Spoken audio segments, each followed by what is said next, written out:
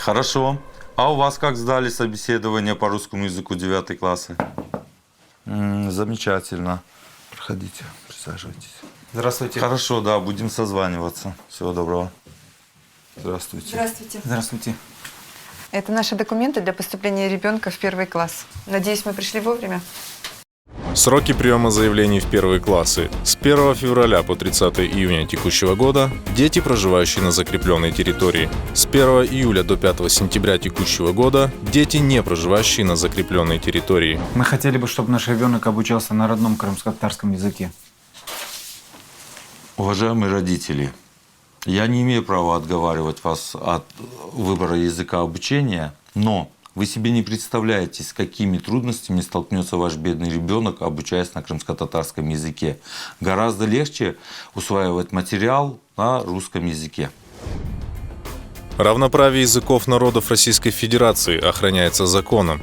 Никто не вправе устанавливать ограничения или привилегии при использовании того или иного языка. Администрация школы в лице директора или зауча не имеют права влиять на выбор языка преподавания и изучения. Выбор языка является свободным и добровольным. При этом добровольность заключается не в отказе от изучения родного языка, а в возможности его выбора. К тому же, учитель при обучении на родном языке имеет право переходить на язык общения, на котором ребенок лучше усваивает учебный материал. Учебники на крымско-татарском языке переведены с русскоязычных учебников. Электронный вариант доступный в интернете.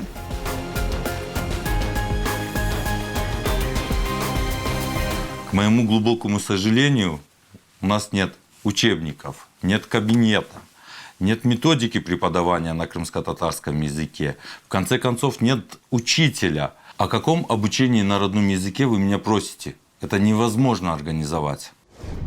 Работники органов управления образованием, образовательных учреждений при общении с родителями не имеют права влиять на выбор языка образования под любыми предлогами, будь то отсутствие кабинетов, учебно-методической литературы или же специально подготовленных учителей. Это неправомочное оправдание.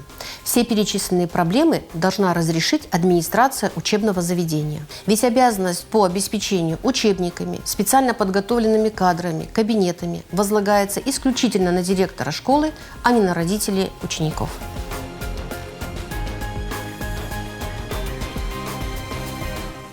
И вообще, чтобы открыть класс с родным языком обучения, необходимо минимум 25 учеников. А у меня вместе с вашим заявлением всего лишь 9.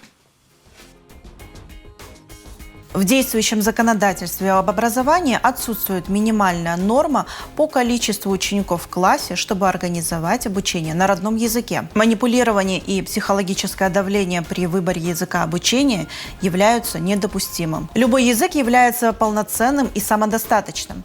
Школьная программа построена так, что ребенок обучается на родном языке без ущерба по другим предметам. Родной язык является хранилищем культурной памяти народа, основой его национальной самоидентификации и достоянием мировой цивилизации. Его ценность не измеряется численностью носителей.